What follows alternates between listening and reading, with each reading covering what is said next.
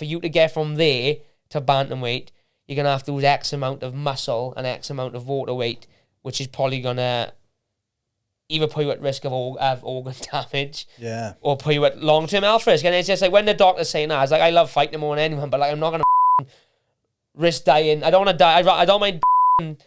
Well, I know when I get in the cage, that's what I sign up for. If something happened in the cage and that's the end of it, then I know I've signed up for that. But I ain't dying in no bath or no sauna before I even get to the cage. Get those from the track for some man they wanna chat shit till I knock 'em ain't like I'm Jack Shaw. Rolls hat, roll stack, my flow sharp like a hacksaw. Getting off. Right, we're back. Episode, I think, 20 of the Tank Up podcast.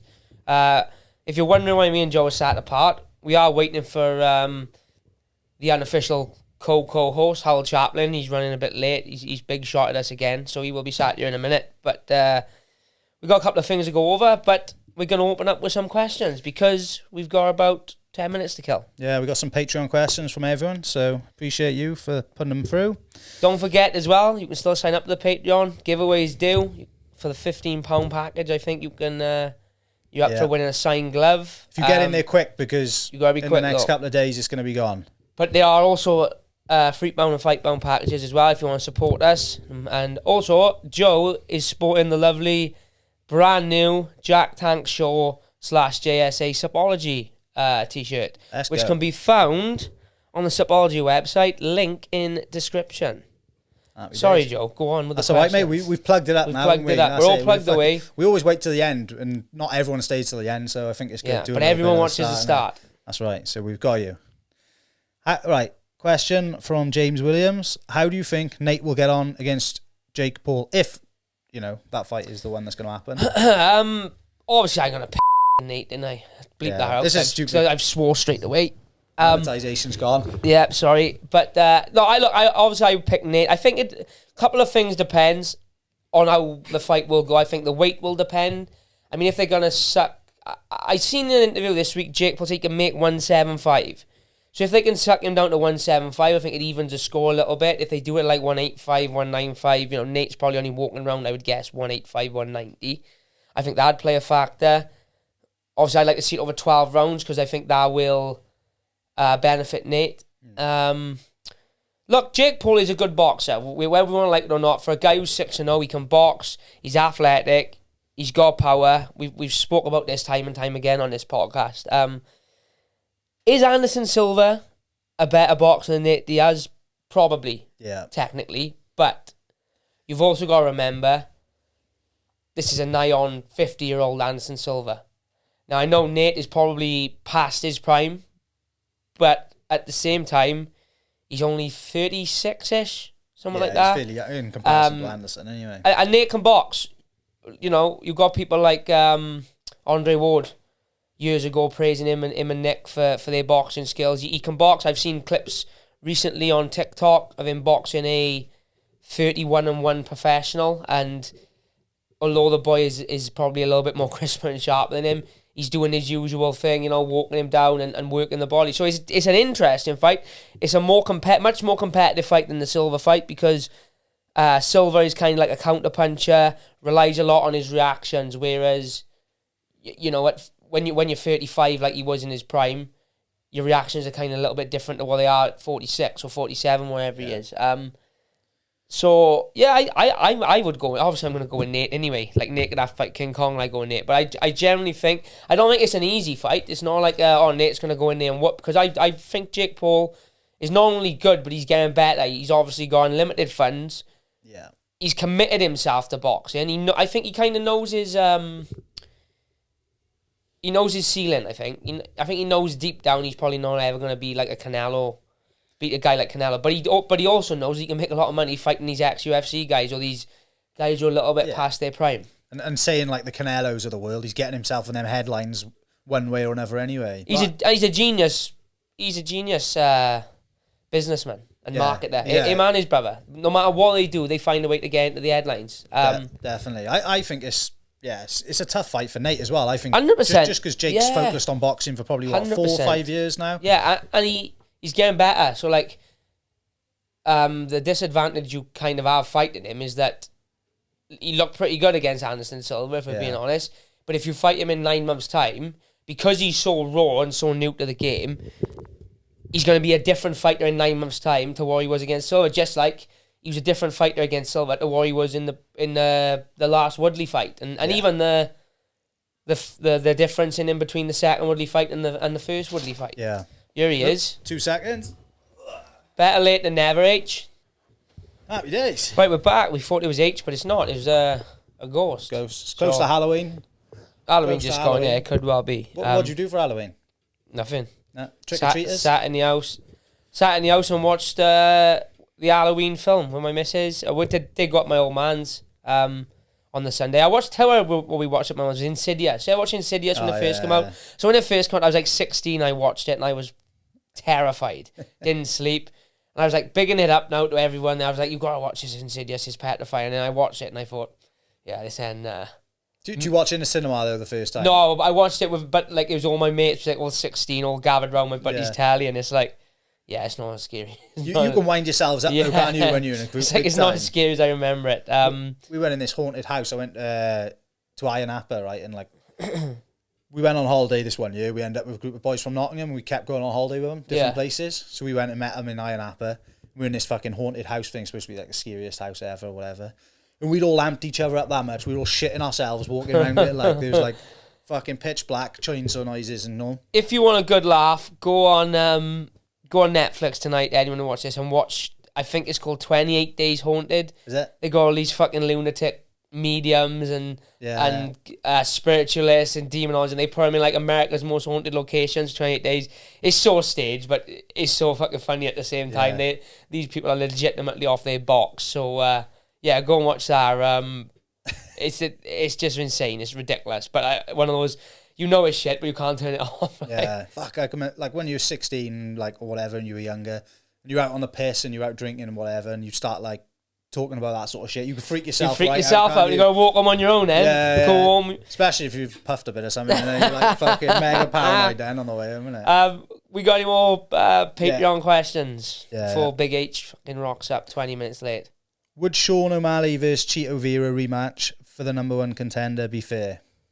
Yeah. I think so at the minute. I think so. I mean, he could well get the title shot, O'Malley. I think the only thing that's holding him back from getting a definite title shot is the fact that it was a little bit of a controversial decision. People are on the fence or one way or another. So I think they'll probably give him one more. And I did hear this week that Aljo is talking about sitting out till June.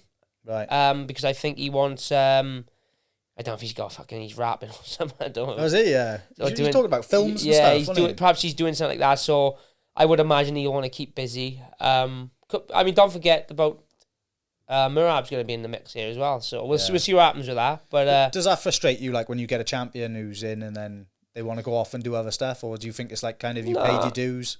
It is like, it's a tough one because say he did fight O'Malley, they kind of just fought on the same day anyway, so it's not like one is going to be waiting any longer than the other. If he knows it's a definite title shot, then obviously it would make sense to sit out, but you've got Cejudo floating about as well.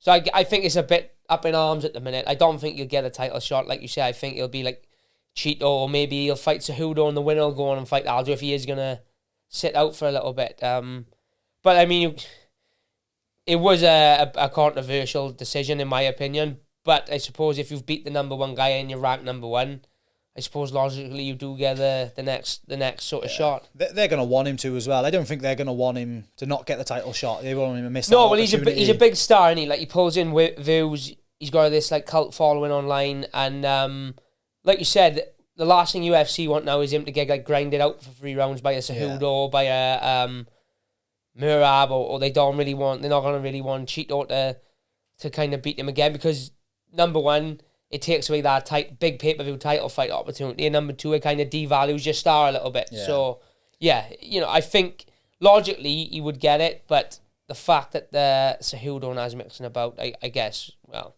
we'll see what happens. The UFC's like, they don't make money, it don't make sense to the UFC. Yeah. I really like Cheeto as well. I tell you, I watched him on the Joe Rogan podcast, and like you'd never really see much about him, do you? He's kind of a quiet guy or whatever. No, he is a quiet guy, but believe it or not, he's like a superstar in Ecuador, where he's originally from. There was a video, he's like, You know, like E and O2 over here. There's obviously like an Ecuadorian mobile, and he's like the face of that. And then like there was a video of him picking his niece or daughter. No, not his kid. It wasn't his kid because his kid's obviously living in America. He was picking his niece or something up from school, and they like proper swarmed him in the school car park. So he's a superstar over there. That must be a mad feeling. Yeah, I know. Like especially because I think he come from a poor area, like poverty ridden, and it's not known for being like a really wealthy country, is Ecuador. I can remember his dad. He said his dad supported him, I think, for so many years, and told him, if you don't do it by this date, you gotta get a job. You gotta get a job.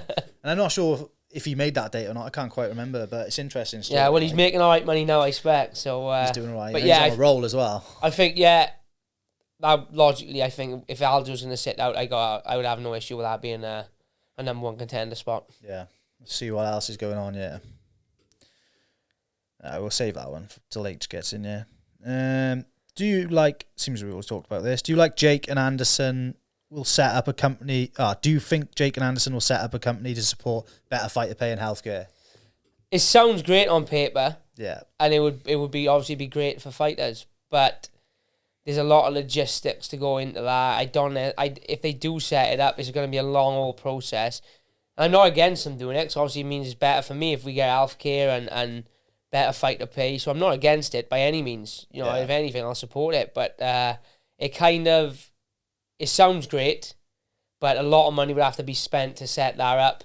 And then you kind of like, well, if the UFC doesn't adopt it, like a fighter union, I think they want to do, don't they? If the UFC doesn't adopt it, no one else is going to feel obliged to adopt it. And, I just don't know if they'll adopt anything that's like set up by Jake Paul to kind of like bring him down. Yeah, he's maybe got the right idea. But didn't he buy shares to something though? Like, what's the company that owns UFC? Is it Disney? Isn't it? Is it Disney who owns? Yeah, that's ESPN. It's not Disney. What is it? Entourage or something like that. Endeavour, is it? Endeavour. Yeah, he bought shares in that. So he's like one of the majority shareholders in that now, Jake Paul. So technically, I think it works out like technically he's got like shares in the UFC or something along that line. So eventually, I think it's a troll job. Like he's just to piss Dana off.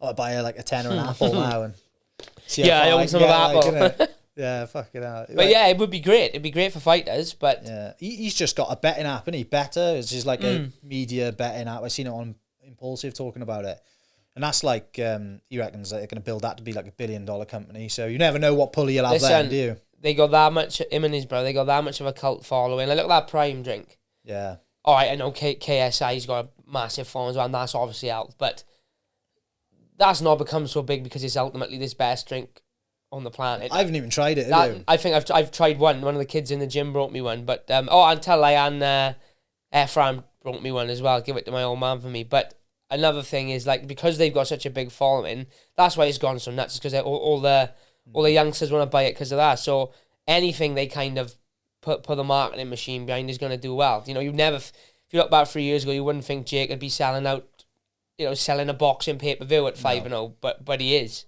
Have you seen people are selling it on like Facebook Marketplace for like a tenner? Well, one of the kids in the gym was selling it for fucking £3 a bottle. I was like, I'm paying £3 a bottle. He's like, oh no, you can have one, you can have one. Young Colton, he was like, I think he bought a crate from Asda. Yeah. You take it up to school and selling it for £3 a bottle. They like, they turning kids into back when I was in school, people were selling cigarettes. Yeah. Not not what we call them on here, but Primes these days. Like people were selling cigarettes for 50p or a pound, but now people are selling Prime. So did he tell you can have one, Jack? But you got to put on your story. I got. He tagged me in a story. I think he's only like 12. He tagged me on a never happy customer.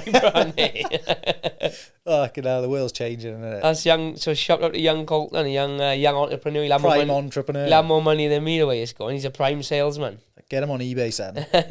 Honestly. It's mental, isn't it? I seen as well someone posting Asda that they're restricting them now to like you only like 3 bottles per customer because kids are just going in there buying crates and selling them on. Why don't they just make more? Like I suppose they want this. They want it, don't they? Yeah. They'd rather it's sold out. Because then the demand is still so high. Yeah. Like they sponsor Arsenal, I'm pretty sure. Like they do, yeah. So it's big.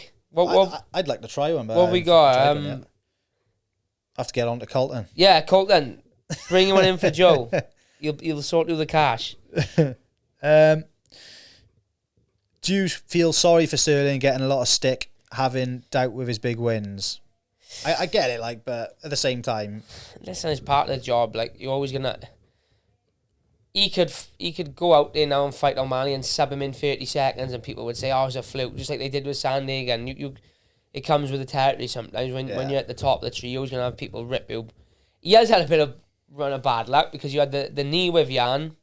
Although I do feel like he did get credit when he beat Jan the second time, because he did rectify it. Whether you thought he won or lost, you could have argued that fight either way. So it wasn't like he pulled another fluke win. And look, like, he can only fight who's in front of him. If TJ's stupid enough to go in there with a shoulder that's going to pop out, then that's on him. That's not on Aljo. Like, Aljo still turned up in shape. And who's to say that fight wouldn't have gone that way? Yeah. Anyway, do you think he thought he could win, or do you think it was like I don't think he needs cash, does he? He's got all these businesses. You wouldn't. He don't need cash, but when they're offering you fucking 2-3 million, I expect you think twice about pulling out the fight. And the divisions are stacked. What happens? They probably say he pulled out. They probably would have. I would guess they want to put Jan straight back, and I don't think. But they think they may have put Cheeto or O'Malley in there, and then like say Cheeto wins and then O'Malley wins, that fight lines up. Or if Jan wins, that fight lines up. So then like it's kind of like TJ's at the back of the queue then. So number one, I think like he knew this was his last chance saloon, and number two, I just think it was like, look, it's just a lot of money to. I suppose he had a puncher's chance, but listen, if it is dislocated like 20 odd times in fight camp, you know, he's gone in there for a payday. I mean, he knew that was going to happen. It happened literally straight away as soon as he posted out on it. So it was grim as well, wasn't it? Yeah, but it was no sympathy from me for TJ Dillashaw. I know. We've got a question about that actually. Why would TJ hide his shoulder injury from the UFC? Well, it's obviously his cash grab again, isn't it? Well, I mean, it's obvious he's got to get in there. Number one, either for the payday, or if he did want to go in there and legitimately thought he could win. Yeah. Then obviously to do that, people seem to think like the UFC were in on it, and it's like no, like, you know, I've done it. I fought with a fucked shoulder, and it's like you don't see them before. They don't make you do a full fitness test and punch pads and stuff in front of them. You can get through a medical without kind of like, you know, giving it away. And technically his shoulder wasn't dislocated at the time of the fight starting. Like, so although he told Mark Goddard in the back, look, if it comes out, let me put it back in. If he went to Mark Goddard before the fight, like, oh, my shoulder's out, but I want to do the fight, they would have obviously said, you can't fight with a dislocated shoulder. But you can't say to him, you can't fight, because, you know, you're looking at him before the fight, his shoulder was obviously in place. So I think as well, saying that beforehand, it's kind of like a bit of a get out, isn't it? He's like telling people beforehand, so afterwards you can be like, I had the issue before. Yeah, exactly. You know what I mean? I feel like it's a little bit of a way to get out of it after the fact. And like, it is, and also like, you don't want to say that and then have your opponent catch wind of it. No. Do you know what I mean? Like, so it wouldn't have made a difference either way, I don't think. But at the same time, I can understand why he done it. Do you know what I mean? Like, perhaps he's going to retire now. There's a nice couple of mil in the bank for him to ride off with. Get a couple more clean juice spots. Clean juice. That's crazy. Clean juice. Real juice. He'll take all the EPO he want now if he goes out the testing pool. That's it. What, you know, like when you went over and fought with your... I'm sorry, I've had a text off H. He on can't my find way. It, can he? On his way. He's en route. He's en route. When you fucked your shoulder, like, and you were going out there to fight, what was going through your head? Like, were you thinking, oh, fuck it, I'm just going to do it, whatever? Yeah, to be honest, I was kind of, because we was going out early, I was kind of relying on, like, the PI being able to work a bit of magic and get in a position where I could at least use it without a little, you know, with minimal pain. But it didn't. Yeah, they did the best they could do. Was like, you know, if I didn't go out to Vegas early, it probably would have been in an even worse state. So they did do everything they could to get right, but it didn't get no better. It was like, if anything, it was getting worse as the days were going on, and you know, you're getting skinnier, your weight's getting low, you feel your knocks a little bit more. But yeah, it was just like, I'll try and get through it on adrenaline, and you know, luckily I did. But it's not the, you know, it's not the smartest thing. Like, if I had lost because of the shoulder, I couldn't well then have to say, oh yeah, but I had a bad shoulder, because you take that risk by going in there injured. You know, the majority of people were telling me to pull out the fight, because who's to say that couldn't have happened to me. But it's the same with TJ. You know, I don't think he's using it as an excuse, but it's like, you can't be like, oh yeah, but his shoulder was fat. It's like, yeah, but he knew his shoulder was gone before he went in there. So that's good story if you win, isn't it? Yeah, it's a great story if you win. It makes it even better, doesn't it? But you know, it's like he tore his knee, and he had to have a year out. I bet he didn't want to take another 6-7 months before having another title shot. So nah, he's fucking. I don't know what his next move is now, really. Like, he needs, like, probably another 2 to get even back in the Yeah, mix, I think he'll innit? retire. I think he'll retire. yeah. I think he's knocking on a bit now. Like you said, he's... I mean, you look at the division, you've got O'Malley, you've got Jan, who's always just going to be one fight away. You've got Cheeto, you've got Murab is on his way through the ranks. So, I mean, and that's just in the top 5. Do you know what I mean? So, like you said, he's at least 2, if not even 3 away from a title shot. Killer division, like, isn't it? It is. It's so deep, and like all the divisions are going that way at the minute. But I mean, there's boys ranked from 5 to 15 as well, who are all like 2 fights away from putting their name in contention. Yeah. Right, so you want to roll another one? Roll them in. H is in no rush, obviously. Nah, So. this haircut better be good. Yeah, like, I you know. What I mean? You better look the part. Can we get a breakdown of Cage Warriors? We'll wait till H comes for that one, I think, is it? The Cage Warriors breakdown That's for this H's weekend. forte. Because he's going to know them all. He can say the names. Another Jake Paul one. We've already been through that.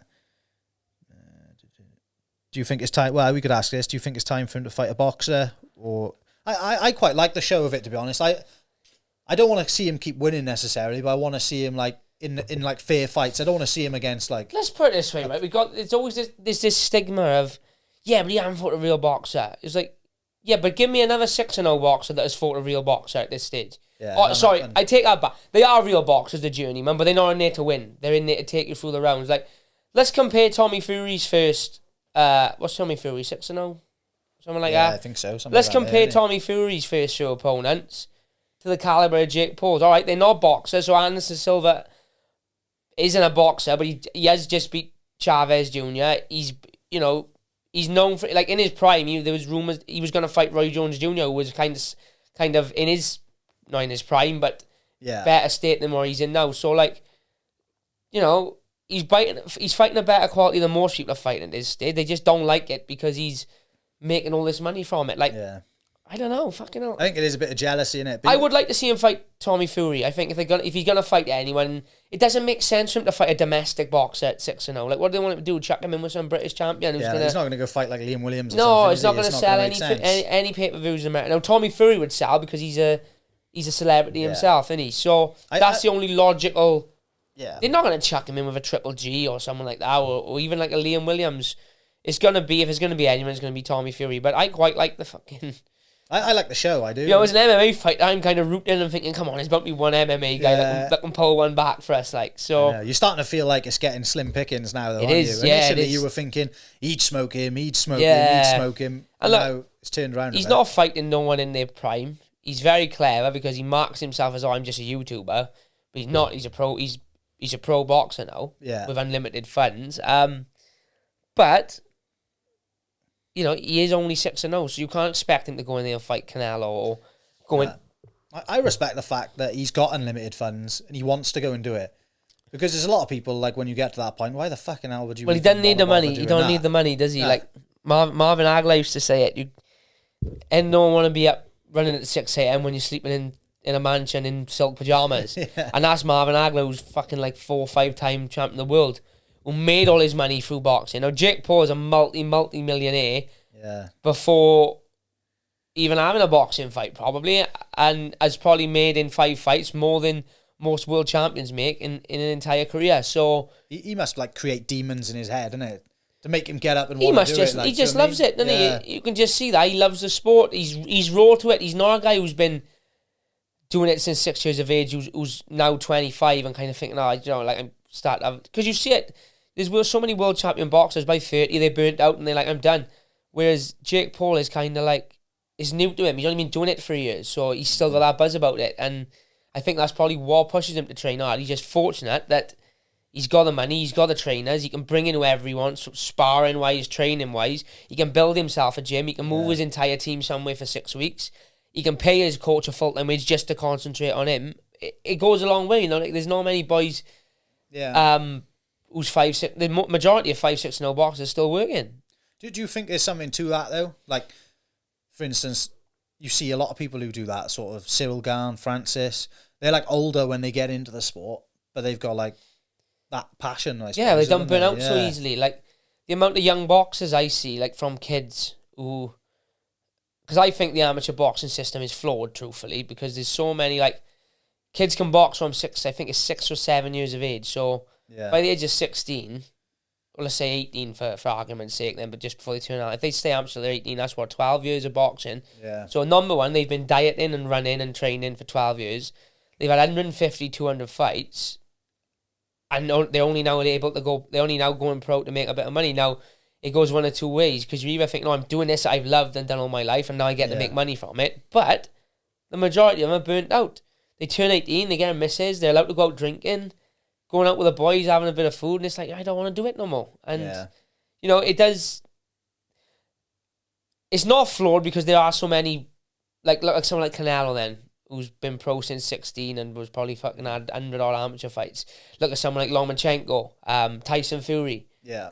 But at the same time, I think there's something to be said. Like, our philosophy in the gym is we try not to let the kids really fight before 14, 15. Don't mind them doing a bit of jiu-jitsu comps, but, you know, I don't want the kids I teach competing every weekend in jiu-jitsu and then boxing every month and then looking for MMA fights 4 or 5 times a year, because I've seen it happen a million times before. By the time they get to 18, they'll burn out and say, I just don't want to do it. It's a chore. It ain't an hobby no more. Whereas if you kind of hold them back and be like, no, you're not fighting until 16, 17, by the time they're 16, 17, and they're clucking because they've been training all these years and they want to have a fight and they want to have their picture and their moment of glory. So it's a double-edged sword, really, because obviously if you're fighting and training from a younger age, you get a lot more experience by 18 than someone who doesn't start till 14. But at the same time, you're probably going to burn out a lot faster, in my opinion. I think as well, not until you get to...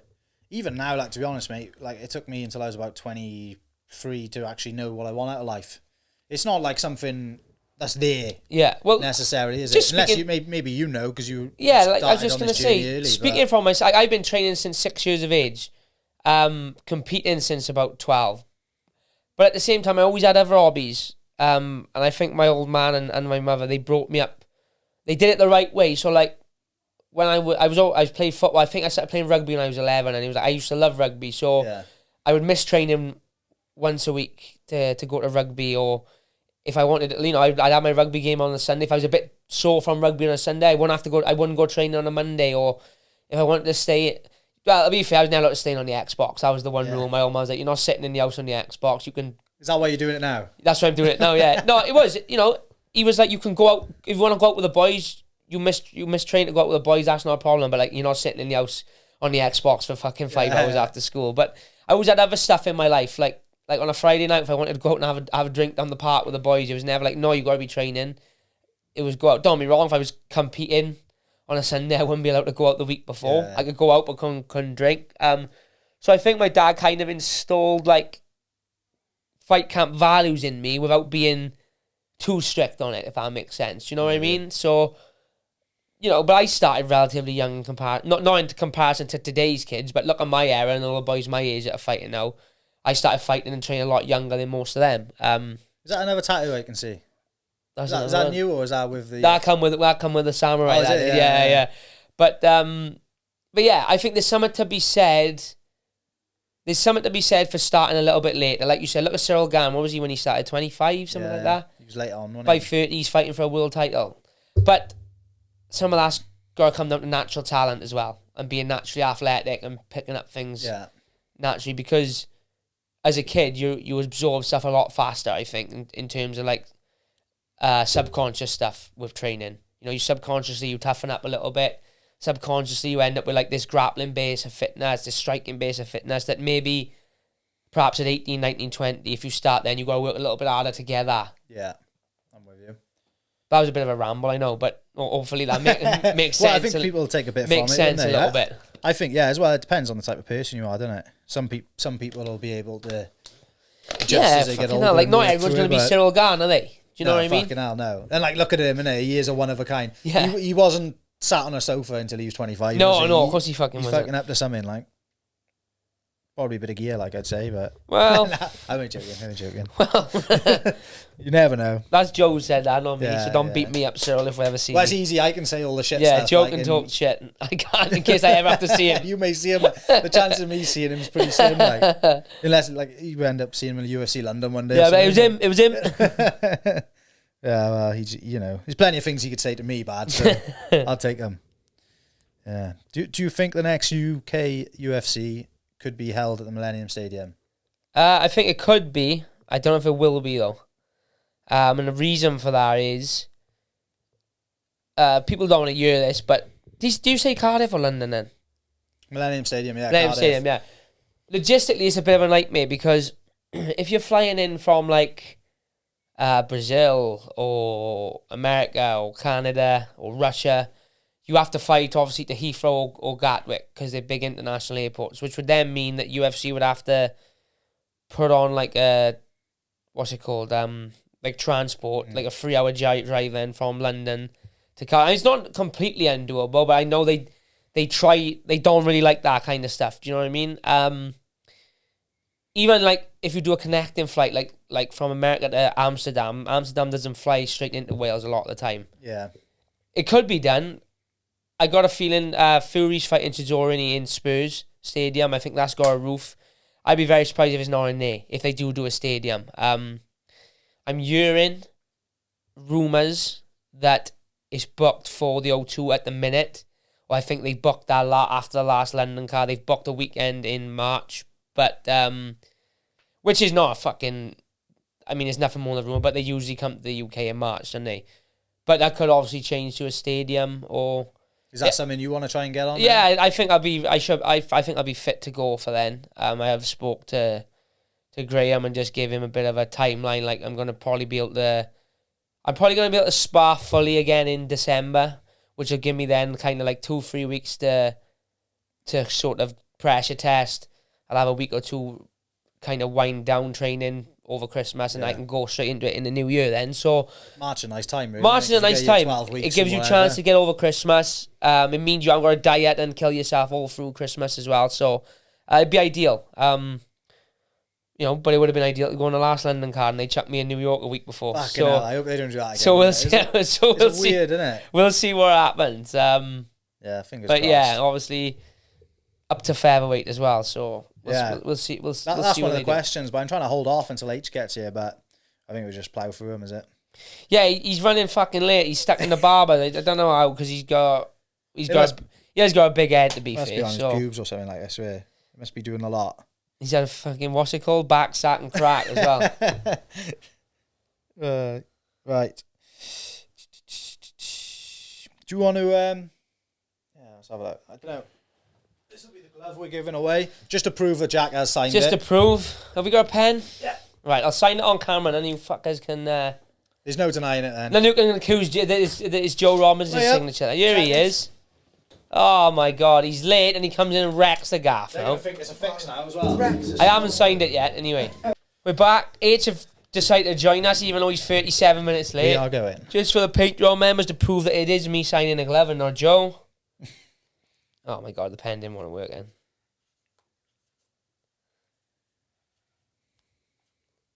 Right. Boom. That's Happy the formalities out the way. Take that away, Joe. Happy days. Right. We're here. H, the unofficial co-host is back. How are we doing? We're all good. Joe, what did we have from? We had one of the questions were for H. Well, not for H, but H can fill us in. Can give a bit of a better insight. Not a better insight, but you'll know a little bit more on it being the official MC and the official voice of Cage Warriors. You are the man of Cage Warriors. I don't know if I tell Graham that, I'll be honest. But No, you are. I'll tell Graham, man. This man is the face. You're kidding yourself if you think you are. Pull that in a bit, H, point. here we are. Can we get a breakdown of the Cage Warriors 145 for our boys at Shaw Mixed Martial Arts? Oh, Well, Jack can do that one, but Yeah. but then maybe you can talk about the other fights then. We've got, I'll try and keep it as brief as possible. We've got Josh Reed fighting, what's his name, H? Ryan Shelley? Okay. Yeah. Shelley, yeah. Ryan Shelley, I believe he's from Chris Field's gym. Yeah, that's right. I think he's a taekwondo karate style, good striker, fast. He had a bit of a controversial fight in his last fight. A lot of people felt like Matthew Elliott won with the takedowns, but I think they scored it to him on damage, whatever. I haven't watched the fight, but I know he's a good kickboxer, and it's Josh's first fight at 145, or not his first fight, but his first fight for a long time at 145.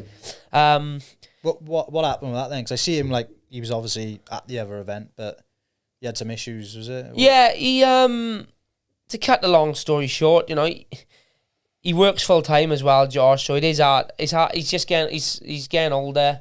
He was a big guy for 35 anyway, and I think it's just being at 45 means he can be more active. You know, he can, because when you're working full time, you're limited to how much training you can do. Now, when you got to cut a lot of weight, a lot of that training can end up become like a weight cut training, like a run or whatever. Whereas now it's like everything he does is this camp has been like skill based, performance based. So it's meant that the time he has had, he's been able to be a lot more proactive and productive with, which is going to benefit him skillfully as a fighter rather than benefit him in terms of, he's going to be the bigger guy in the cage. Sure. Look, he carries power, Josh. He's got good reach. He carries natural punching power anyway. So I don't think the move up is going to be like a negative thing for him. I don't think it's going to be like, he's way too small. He's a decent size for that weight anyway. You know, you'll come across the longer, lankier boys in every weight, but at the same time, you weigh it up. Do you want to be the bigger guy but compromise, or do you want to be the smaller guy but you're properly filled and you're not suffering from the after effects of a weight cut? Because I've been both. You know, I've been the bigger guy where I felt a lot bigger and stronger, but I've also been the bigger guy and felt drained because I've had a shit weight cut. And I'm sure he'll say the same thing. But in terms of skill, you know, Josh being a black belt is more likely going to try and put him on his back and pressure him there. Or if he does strike, is probably going to look to come inside and drop the heavy hands like he does. I would assume Shelley is going to try and keep it long, keep it a kicking range where he's comfortable. You know, there's keys to success for both. But if you watch Shelley's last fight, speaking from a bias point of view, he did get tucked down and pinned a lot. So Josh could well go out and try and do that, or he could go out like he doesn't fucking pull the pin and try and knock his block off. So we'll see. Yeah, you again. Well, with the weight cut, I did hear a podcast that said that the more you cut to a certain weight, so like say you're cutting to 135, the more you cut to that weight, the more frequent you do it, your body will kind of like resist against the cut, like you know, in your experience, like is that like? Yeah, it is 100%. So funny enough, I was talking about this. I was talking about this to a couple of the boys in the not fighters, just I was talking to Big Rick and Wes about it last night in the gym, and they were kind of saying to me, what made you go up? Because me and my old man have been like, I'm in an iron about it for about 18 months now. Because it's never no surprise. You see me on the scale, I always look fucking dreadful. I always had a tough weight cut. So I fought in March and I had tough weight cut. But as per usual, when you win, you kind of put all that aside because you won. But without trying to sound like I'm just making an excuse, I look back now on that fight with Tamua and I got, that third round, my body felt drained. I got through that just through purely being, hard-headed and mentally strong and thought, I'm not going to let him fucking know I'm tired. I'm just going to keep pushing just through instinct. And, you know, I was probably thinking if I didn't have such a tough weight cut, when I did hit him down, I probably would have had the energy to finish him off. Then obviously when you flip the script then where I lost against Ricky, it was kind of like, I know how strong I am and how effective I am in a clinch. I mean, I'm sparring sometimes with lightweights and welterweights in the gym, and I'm getting up in the air and I'm taking them down and I'm not to say they're not manhandling me as well, because they are, but I have my moments where I can manhandle and ragdoll them. Whereas against Ricky, we were clinching up and I was just, although he couldn't keep me down, I was just thinking, I just feel like I've got no strength. No, I didn't have no energy. I didn't feel lung tired, because I never feel lung tired because I do so much running and so much training, but my body felt tired. It just felt like it wasn't. My head was telling me to do one thing, and my body wasn't doing it on command. And the deciding factor was, so when I started the fight camp for the Tamua fight, I started quite heavy after Christmas. So we kind of said, look, after this fight now, we're not going to fucking put on a shitload of weight. We're going to keep our weight nice and low so that it's an easier cut next time. So I think I can talk about the numbers now because I'm not at the weight anyway. So I think for that fight, my old man will know better than me, but we keep a record of it. And I think from the March to the say the May before I started, or the March to the end of it before I started the fight. I didn't let my weight go above like 72.5, 73 kilo, which is what, 160 pounds. Yeah. Which is 25 pounds, which ain't a big fucking, you know, to start camp 10 weeks out is not a big cut. But then the weight cut for the fight out there, although I started the camp much lighter and I spent the camp a lot lighter, the weight cut in New York was just as hard physically on the body and took just as long as the one in March, which doesn't make sense when you think I started the camp probably, you know, fucking, I don't know, 10 pound lighter than what I did against. So the camp for Tamua, I was 10 on everything in the camp for Ricky to start, but the weight cut was just as hard. So it was like, it's not the fact that I'm not, what's it called? I'm not committing myself to the diet or being disciplined. It was a fact of your body just can't get down there no more. Yeah. Your body's not reacting well. Like you said, your body starts, because it's so hard on your body's kind of like, fucking no, if I drop this extra pound, we're in a world of hurt. I'm going to hold on to it. So we went, I spoke to Paul Reed then, who's doing my S&C now. He's been saying to me for a long time, come up and do a DEXA scan. And Paul's seen me like fight week and stuff, and like now we chat, because obviously I chat to him like a couple of times a week. He's like, I remember seeing you at London thinking, you know, he's at the wrong weight. He looks like he's on death, so when it's fucking four days before the weigh-in.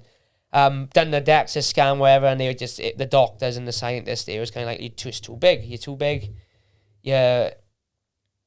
The weight I was at doing the time of the scan, they were like, you've got this much body fat to lose, which would mean, so I was without giving numbers away because I don't want people fucking inspecting my weight, but I was at a weight, and they were like, right, you've got 7 kilo of body fat, which would take me to a certain weight, and they were like, for you to get from there to bantamweight, you're going to have to lose X amount of muscle and X amount of water weight, which is probably going to either put you at risk of organ damage, or put you at long-term health risk. And it's just like, when the doctor's saying that, it's like, I love fighting more than anyone, but like, I'm not going to fucking risk dying. I don't want to die. I don't mind fucking... Well, I know when I get in the cage, that's what I sign up for. If something happened in the cage and that's the end of it, then I know I've signed up for that. But I ain't dying in no bath or no sauna before I even get to the cage. No, so, definitely. that's what I need to know. If we've got a doctor and a scientist saying, look, you need to go up a weight. And when they compared my metrics to current featherweights who they've done, they're like, you're the same size. All right, there will be the odd outlier who was kind of like me at bantamweight, who was a lot bigger than everyone else at the weight. But, you know, so now it's a case, and just like we were saying with Josh, it's a case of my training now can be based around performance. It hasn't got to be like a fucking long distance marathon camp where I got to run every day and do 10K and 12K and 10 mile and whatever. It's like I can just focus on my skills now, focus on my strength, and already I feel the benefits in training. I feel like a different athlete, and I'm looking at Josh for this camp as well. He looks the same. He looks like solid at the weight. He doesn't look like he's just ate what he wanted for 6 weeks and then do a weight cut. I hope I, again, didn't waffle on too much again there, but... is it exciting for you, like? Yeah, it is. It's kind of like a new chapter. And I think everything happens for a reason. Like, I would have been great to retire undefeated, but let's just say I'd beat Ricky. Probably wouldn't be moving up, would I? I'd probably be thinking, oh, well, I won. Because you're getting up the division as well. I won, so it don't matter. So we kind of probably would have, like we did against him, we've forgotten about how hard the weight cut was. Like, you'll be all right. Do you know what I mean? You'll be all right. So yeah, that's that. So the bantamweight days are put to bed. I'll probably never go back down there unless they want to offer me like fucking 100 million or something. Then maybe I will put myself through it again. When we did that little vlog and your old man showed me that photo of you wearing a mask, because like I couldn't see your face or whatever, but you could just see like your cheekbones. Yeah. And I didn't know it was you. And initially. I've got worse pictures than that. I bet, yeah. That people don't need to be seeing. But I think that the sport as an whole is moving more in the direction of now. You just hear it. People seem to be cutting less and less weight, and people seem to be like, I'll fight closer to my natural weight, but get stronger and more athletic and fill my... Because like, look at it in this sense. Like, think of some of the best athletes in the world, like pro footballers, pro rugby players, pro basketball players, pro American football players. Imagine as good as they are, imagine telling them you got to be in a strict calorie deficit for 8 weeks and then you got to go and play your game on Saturday. They'd be like, Do you know what I mean? They'd be like, what? That Yeah. don't make no sense. So Feel like shit, wouldn't they? yeah, so we should be in a position, I think, and I think naturally the sport will move. You want to eliminate weight cutting completely, but it is moving more in a direction of people like, well, I'd rather be filled to perform than underfilled just to make weight and you know, and leave my skills in the weight cut. Because it does hinder your performance. I don't care what anyone says. You know, so yeah, that's my little look on it.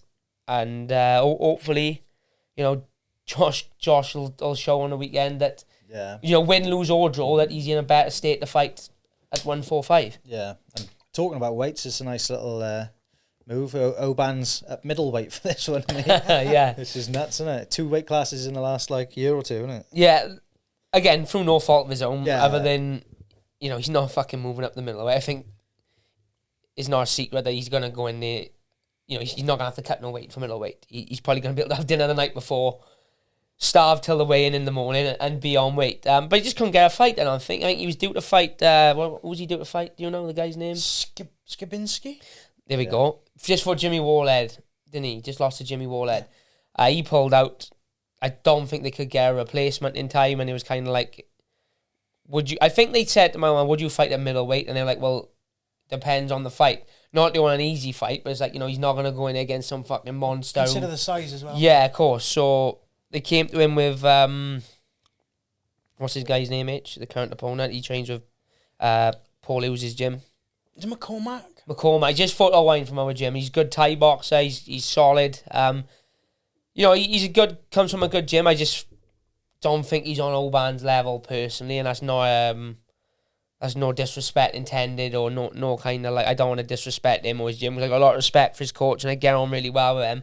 So I'm not disrespecting his skill set by any means, but I think he's 2-0 or something like that. Oban is like 6-2 or 7-2 now, and he's fought all really good level guys. So I just think Oban skillfully is a lot better, but the size will obviously play a factor and may close the gap a little bit. But I'd be very surprised if Oban doesn't come away with a big finish, or lowest at middleweight. I think a big finish will put him in the title picture then at welterweight. Yeah, He should do anyway. He should do, just out of respect for him taking a fucking fight at middleweight. Yeah, it's not like he's not trying to get these fights, is it? He took Bonner on like a couple of weeks' notice, wasn't it? And that was a big fight, and he's an ex-champ. Fighter, isn't he? He's turned the corner, yeah. to be honest, Oban. He's turned the corner because, as confident as he is, he does have his moments where he kind of like self-doubts himself a little bit, and he did have, I should say. Whereas I gotta give him full credit. Like the last 12, 18 months, he's kind of been like, he'll fight anyone. He's kind of adopted like, well, my mindset and Marshman's mindset has always been like, whoever you put in front of me is who I'll fight. And like you said, fighting Matt Bonner on 10 days notice. Something ridiculous If that like doesn't that. tell you that you'll fight anyone on on any day, then nothing will. And he's got all the skills in the world. He's always been his own worst enemy in terms of in the cage, because sometimes he beats the twice he's lost. In my opinion, he's beat himself because he's gone out like a fucking. Well, the one time, you know, Figlak's a really good level guy, and you know the weight cut may have played a factor, whatever. But like the time he lost to the Latvian Express, I'll say it now. I think he's levels above him as well. But he beat himself because he went like a fucking lunatic and tried to kill him in the first 3 minutes and ended up getting caught. But he seems to turn the corner. He seems to be more switched on. He knows now that the path is there for him. He's so good everywhere that I try and say, you know, just wherever you fight, pick the easiest path to victory. No, don't try and wrestle a wrestler. Don't try and outstrike a striker. Beat them where they're weakest. And the way he's going, if he keeps performing like he has done the last twice, then he won't be long about before he has his chance at the title. But it's a stacked division. He's got wins that he's got to get, but he's doing everything right. Yeah, I think he's the guy who could like bring it back to Wales, to, like the ice arena type thing, couldn't it? Yeah, well, there's no one else at the minute, is there? Like, No. just be brutally honest. There's no one else in Wales at the minute that could sell an arena. Oban couldn't sell arena at the minute, but like you said, with the right couple of fights now, with the right bit of momentum, another big win year, Garner some traction. another big win beginning of the year, you start to pull the traction, and then his following's growing. He's a good personality. He's good on the mic. He's good on social media. He's a bit of like a WWE character. He knows what to say and the right time to say it. So there's no reason why he can't. He's just got to keep winning and keep doing what he's doing. Yeah, 100%. It's all there for him, isn't it? What's the main event on that card? That is Paul Hughes and Jordan Buchanan.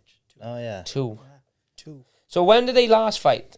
got to be a year ago. Oh, that was at, I want to say it was at the trilogy, the 5th trilogy, where they allowed fans in the York Hall. I think they fought on the second night. And it was, no, that was, I'm wrong. That was Paul Hughes and Morgan Charrier. They might even have fought during a lockdown event. Yeah, I think they did. I think, actually, yeah. It was a hell of a fight last time, wasn't it? Yeah, great fight, yeah. Yeah, it was a decision, wasn't it? Yeah, decision. Yeah, decision. Yeah. Decision. Yeah. So that's going to be a brilliant fight because they're both really high-level guys. You know, obviously Jordan holds the belt. He's going to be looking at making that step, you'd imagine, if he defends it successfully. I think, the tell the truth, I think either, the winner, either of them. That's what I was just about to say. I think either of Paul's them got the interim wins. belt. Yeah. They very much got they got a very good chance of going to the UFC. Especially Jordan, like you said, who's defended the belt. Maybe Paul, should he win, might need one more. I don't know, but they're both well within a shout, and two good guys as well. Really like the. I mean, I know I've spoken to Paul on like a personal basis a little bit more than I have Jordan. I just kind of, again, through Paul's coach and we're quite friendly. But both elite level skills. Jordan's without a doubt. Sorry, lads. I won't answer that. Popular. Without a doubt, Jordan is one of the best featherweights. Probably the best featherweight outside the UK, and Paul is right there with him.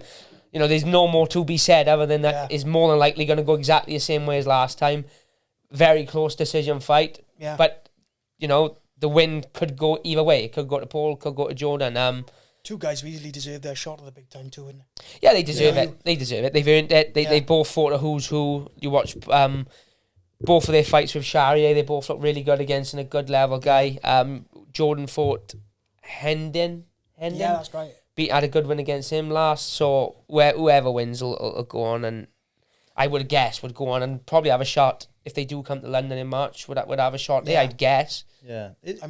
Sorry, go on. It's just that division. Like, say Paul wins, and then is expected to defend that belt. That division, that belt could triangulate between Bukauskas, Hughes, and Charrier. That's how strong those three are at the top.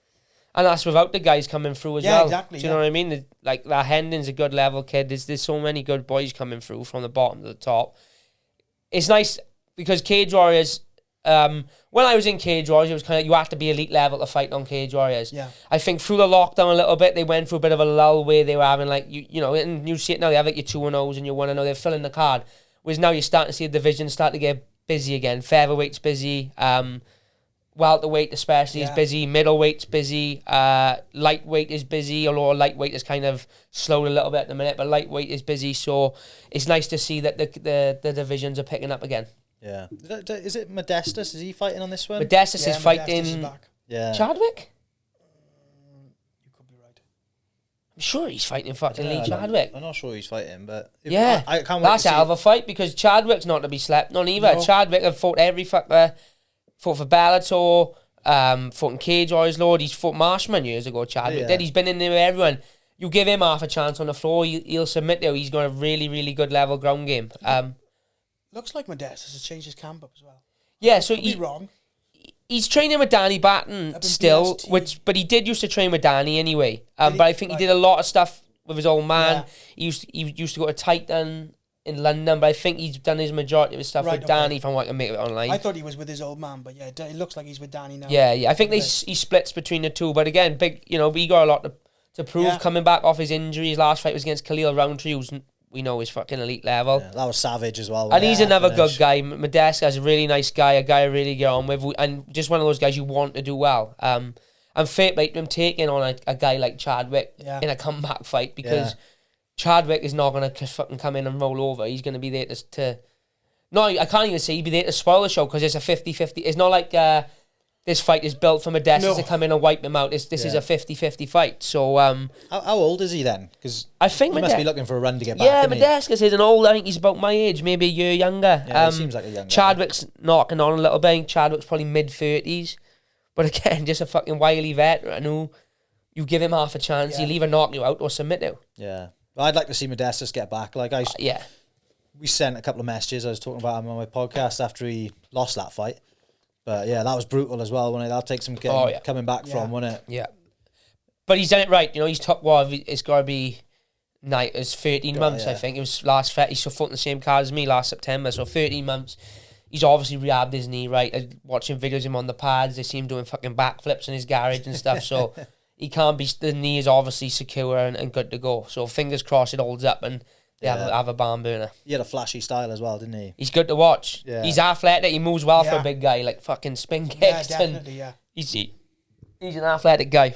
Yeah. Any more, Joe? To watch on the weekend for sure. I know Joe's kicking us out soon because we're having a new studio, so this room has got to be cleaned out. Yeah, this is the last time you'll see us in this room. Not the last time you'll see us. So yeah, I wanted to get that in, so we'll put that in at the start, like as a little teaser. You know, maybe the last episode ever. Throw it to him in this room. Just dropping sound bites. Just drop some sound bites. Maybe the last episode ever. Right. No, I think that's it. I think we're done. We're done. Anything you want to add, H? Because I feel like we've, you know. No, yeah, apologies, boys. For, look, like for almost standing him up. Like, you know? This is harsh on H, but he's mugged us off, really. So that's particularly harsh. He's mugged us off. Oh, yeah, I'll come do the podcast. Give it all our Joe, and he promised us the world and fucking dropped it. I promised food, but it was done years, so that's why he's late. It's all gone. Yeah. Jack's fair. Well, good job we weren't having food because he'd be fucking cold by now. Well, maybe I would have made more of an effort then. Yes, you can catch H live on Joe. Let's be out before Cage Warriors Friday. Yeah, you'll catch H live. This will probably be up Thursday, so you'll catch him tomorrow live on UFC Fight Pass. The face and the voice of Cage Warriors. The number one MC in the whole of the world. Big H, thanks for joining us, even if it was only for 10 minutes. Always a pleasure, boys, never a show. Don't forget, get your t-shirts at Sapology. Sign up to the Patreon if you want to win the signed glove. And yeah, last episode in the little studio before we move on to the new and improved one. Bigger and better. Ever. Like, share, subscribe. And yeah, thanks for watching as always. Happy days. Nice one, lads. Get going, what we trap for. Some man, they wanna chat shit till I knock 'em, ain't like I'm Jack Shaw. Rolls hat, roll stack, my flow sharp like a hacksaw. Getting